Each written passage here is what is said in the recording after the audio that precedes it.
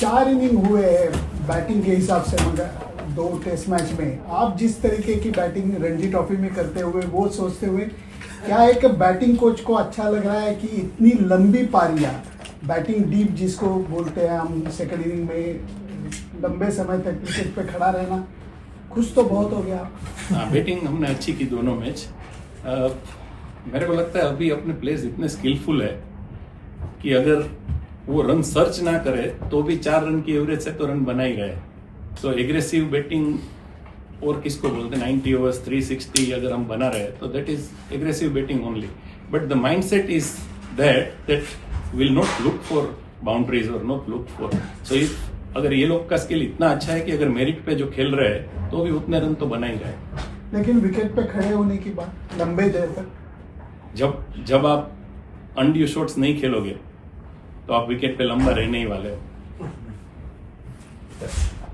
Coach Ben Stokes ने कहा match के बाद कि एक सब कॉन्टिनेंट टाइप विकेट लगा जाते जाते जैसे जैसे उनको ऐसा लगा। क्या इंडियन टीम भी इसे ऐसे ही रीड करती है? बिकॉज हमारे पेसर्स ने 18 विकेट लिए हैं, लास्ट डे तक भी विकेट इतना डिटोरिएट नहीं हुआ था। इंडियन टीम कैसे देखती है जो लास्ट टेस्ट मैच का विकेट था? पर्सनली मुझे सब कॉन्टिनेंट जैसा नहीं लगा विकेट, बिकॉज हमारे बॉलर्स ने जब बॉल डाला तो बॉल ऑलवेज मूव हुआ। इवन सेकंड इनिंग में 40 ओवर के बाद भी बॉल तो मूव हो रहा था। लास्ट डे में भी थोड़ा स्पिन हुआ, बट जब इतना हार्ड विकेट आप बनाओगे ग्रास के साथ, उसमें इतना रफ क्रिएट नहीं होगा, लेकिन फुटमार्क्स तो जरूर होगा। वो फुटमार्क में से जो बॉल घूमेगा, जो लास्ट दिन रविंद्र का घूम रहा था।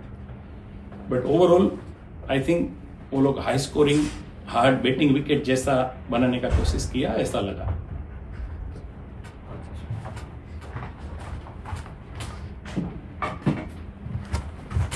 सिद्धू भाई, गिल के बारे में क्या कहेंगे? उनकी बल्लेबाजी अगर हम देखते हैं तो पहले एक अलग थी, पर बतौर एक कप्तान काम और कंपोज काफी दिख रहे हैं। एक फॉर्मर चेयरमैन और सिलेक्टर से आज हमारी बात हो रही थी, उन्होंने कहा कि उनकी सारी पारियों में इज अ काम एंड कंपोज उनकी इनिंग लग रही है। तो बतौर एक कैप्टन बैट्समैन आप उसमें क्या चेंज देखते हैं बीइंग अ बैटिंग कोच? मुझे नहीं लगता कि बिकॉज कैप्टन है इसलिए कुछ चेंज हुआ है। मुझे लगता है कि उसका माइंडसेट जो है, जो ऑस्ट्रेलिया में ओबियसली मैंने इनिशियल हमारे जो प्रैक्टिस मैच हुआ तभी देखा था, और जो मैंने सीरीज इंडिया जाके देखी, वो तभी का और अभी का उसका माइंडसेट में। सो टेक्निकल चेंजेस डेफिनेटली है। टेक्निकल चेंजेस थोड़ा बहुत उसने सोचा था, किया है और वो कर रहा है। वो हर एक बैट्समैन बिना बोले भी करता रहता है। So it is lot more on his mindset. I think that is in a mindset where he wants to give little time, wicket पे रहना है। और मैं पहले भी बोला, ऐसे उनका स्किल ऐसा है कि कोई भी लूज बॉल मिला ये लोग बाउंड्री में ही कन्वर्ट कर देते हैं। तो रन्स तो 150 140 बॉल में 100 कर ही रहा। कोच, हमने 2 जो यहाँ पर विकेट्स अभी तक देखी है, फ्लैट विकेट्स रहा है जैसा हम कह रहे हैं, लेकिन लॉर्ड्स का जो अभी तक जो विकेट दिख रहा है मैच डे -2 में, थोड़ा सा जिप लग रहा है, थोड़ा सा ग्रीनिश लग रहा है। हालांकि कितना ग्रीनरी रहेगा मैच डे तक ये भी एक दिक्कत, लेकिन अगर थोड़ा सा हेल्पफुल विकेट होता है बॉलर्स के लिए और इतना शॉर्ट टर्न अराउंड टाइम है, तो क्या चैलेंजेस होंगे हमारे बैट्समैन के लिए इस विकेट पर एडजस्ट करने में? आई थिंक जो आप बोले, थोड़ा लग रहा है विकेट में कि ग्रीन ज्यादा है जो लास्ट 2 मैच में देखा। बट कल ये लोग जब फाइनल कट करेंगे, लास्ट जो कटिंग करते डे बिफोर द मैच, उसके बाद बोल सकते हैं। और जनरली लोड्स का नॉर्मल लोड्स का जो टेस्ट का जो फर्स्ट सेकंड इनिंग का स्कोर्स भी है वो कंपैरेटिवली लो है। सो एक्सपेक्ट कर सकते हैं कि थोड़ा हेल्प बॉलर्स को ज्यादा हो सकता है। बैट्समैन के लिए चैलेंजिंग सेम थिंग मैं बिलीव करता हूं कि वो माइंडसेट ही है। Spending time on the wickets is the best friend you can have. जितना टाइम आप स्पेंड करोगे विकेट पे, उतना आप विकेट को एडजस्ट हो जाओगे। So that is probably the best thing. Thank you Coach, it would seem to me as the man in charge of India's batting that you were doing a very good job because so many runs are being scored. Do you think it might be a different challenge here in Lords, especially with Jofra Archer, we think, bowling for England? First thing, so my ideology is I would never like to take credit for some our better scoring runs. So it's not definitely not me. It's they are performing. Another thing, it will be a challenge. Jofra coming in, there might be a couple of bowling changes in England team, but that we don't know. But wicket also will be a little more challenging, it seems. And after last 2 games, if as a host, England think that they want to give a little bit more challenging wicket. It's fair enough, and it will be a challenge for anyone on any wicket. So I'm not really thinking that it will be very challenging. No, you bat well, it's fine. If you don't bat well, any wicket can be challenging. Thank you. Yes. Hello, Coach. What do you attribute Shubman Gill's extraordinary start in this series to? Is it a technical thing or a mental thing with him or some sort of combination? What have you seen? I would say more mental and definitely a little technical adjustment he has made. But I think it's more mental, the determination I have seen, the way he batted. Obviously, everyone, you guys must have seen as well. So first game, second inning, he played a shot early, which probably thought it was too early to play that. And he spoke about that. And next test, he didn't play a single ball when he wasn't in for enough time. So it's a lot more mental, yes. And sorry, just one more from me. What did you make of Jamie Smith's innings at Edgbaston and as a batting coach? Honestly, he batted really well all the innings. Not only Edgbaston, even Headingley. From the time he came in, he really batted well. So that's outstanding he has been, yes. कुछ है बुमराह की वापसी हो रही है, उसके अलावा कुछ और चीजें हम एक्सपेक्ट कर सकते हैं या फिर से दो स्पिनर्स के साथ जाएंगे? अभी तो नहीं बोल सकता. कल विकेट देखने के बाद obviously head coach and captain will discuss and decide. So अभी तो बोलना मुश्किल है. कोच, इसी सवाल का थोड़ा एक्सटेंशन था. मैं कॉम्बिनेशन नहीं पूछ रहा, वर्कलोड मैनेजमेंट के हिसाब से पूछ रहा हूँ. वो सिर्फ बुमराह के ऊपर लागू हो रहा है या और बॉलर्स को भी आप रोटेट करने को देख रहे हैं कि सिराज जैसे दोनों टेस्ट मैच खेले पहले, तो ऐसा टेम्पटेशन है माइंड में कि सिराज को शायद रेस्ट किया जाए कि उनका वर्कलोड भी बचा के चलना है 5 टेस्ट सीरीज के हिसाब से? आप जो पहला बोले वो कि वर्कलोड मैनेजमेंट अकेले बुमराह के लिए, वैसा नहीं होता है.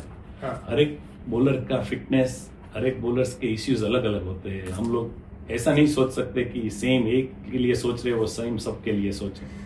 बट आई थिंक बीच में ही रेस्ट मिला. ये मैच के बाद टर्न अराउंड कम है, लेकिन सिराज इज समवन जो काफी बॉल डालता है. सो उसका वर्कलोड मैनेजमेंट हर बॉलर का depend on how much loaded he is with red ball before coming into the series. So that obviously the bowling coach and our SNC keep a track on that. But and if they feel somebody requires the rest, obviously the bowler will also. Bowler को भी मालूम रहेगा कि I require the rest. But otherwise, no, nothing is such thinking that किसी को workload की वजह से ना खिले. कोच, यहाँ पे लॉर्ड्स में आते ही स्लोप के बारे में काफ़ी चर्चा होती है.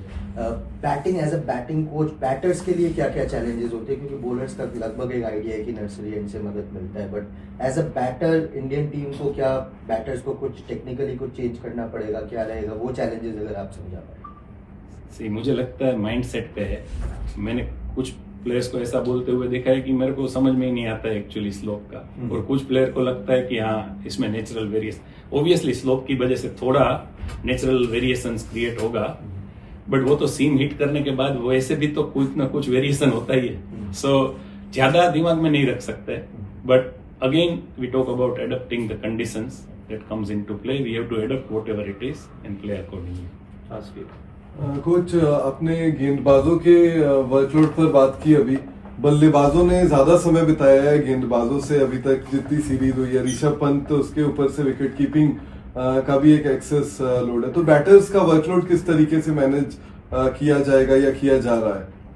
जो बॉडी पे स्ट्रेन आता है बॉलर्स को, उतना स्ट्रेन बैट्समैन को बॉडी पे कभी नहीं आता. यस, ऋषभ की जो आप बोले, जो कीपिंग भी करते हैं और बैटिंग भी करते हैं, particularly keepers who bats open or go number 3 will have that more. Number 5 पे थोड़ा टाइम जनरली मिल जाता है. सो बैटर्स का वर्कलोड का इतना कोई बात नहीं करता. If anything I will speak is कि जैसे शुभमन ने बैटिंग किया, कि इतना लंबा अगर बैटिंग किया है तो he'll have to start thinking again about the next game, क्योंकि उसको सेम चीज रिपीट करना है. तो वो माइंडसेट कंटिन्यू करना is important more than thinking about workload. Edgbaston was for you guys a must-win test. Do you feel it's a turning point in terms of momentum in this series? Now you get Bumrah back, your performances of Siraj and Deep, do you think maybe England are now a little bit against the ropes? See, we lost first game, and obviously, if England wins the second game, obviously 2-0 would be a huge gap. But we played well. But I personally take every game at a time. So we should just worry about this game rather than thinking that it is on our side or their side, because we'll have to play well to win the game, and we'll try and play well rather than worrying about fourth and fifth test. I would rather worry about this test. And can I just ask you away from here, what you made of Ian Muller's decision not to chase down Brian Lara's record? I don't know if you saw that, just if you got thoughts on that. No, I'm not someone who is too much on records and all. So, okay, thank you. Thanks. Final question. Sitanshu भाई, जैसे आपने कहा कि आपका message यही था कि normal batting करो, अनड्यू शॉट नहीं करो, क्या वो आप हेडिंग के बाद क्या वो एक मेन चीज आइडेंटिफाई की गई थी कि इसके कारण हमारा नुकसान हुआ है, हमें वो नहीं करना है आगे से? और क्या कुछ आइडेंटिफाई किया था हेडिंग की डिफीट के बाद कि क्या चेंज करें हम?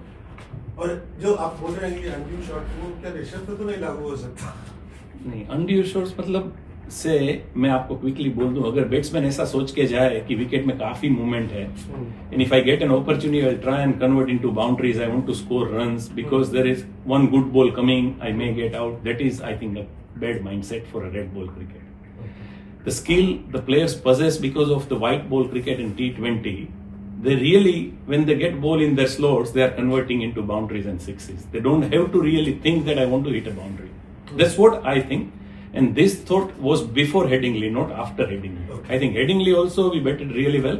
It was just that collapses were not necessarily somebody played a rash shot. It's just the way we kept losing wicket and set batsmen got out, but no, the mindset of betting the way we are betting is been before Headingley only. And you saying about Rishabh, now every team will have some aggressive players who are very good at breaking opposition's momentum. So someone like Jaiswal who plays the way he plays, someone like Rishabh, but that does not mean that he don't think. He does think, he does take decisions, and when it goes wrong, it looks bad. But when it goes right, people are happy that, oh, what entertaining that was. So any team I would think that would have a couple of players who are little different in a batting lineup than others. I mean, for Rishabh, it must be also important to not talk to him too much about ye mat karo, wo mat karo, just to let Rishabh actually talks a lot. Rishabh actually talks a lot about what he does, when he does, why he does. To me, he's spoken. But he's someone who doesn't like talking too much during his inning going on, because he feels that changes his mindset and he takes the wrong decision.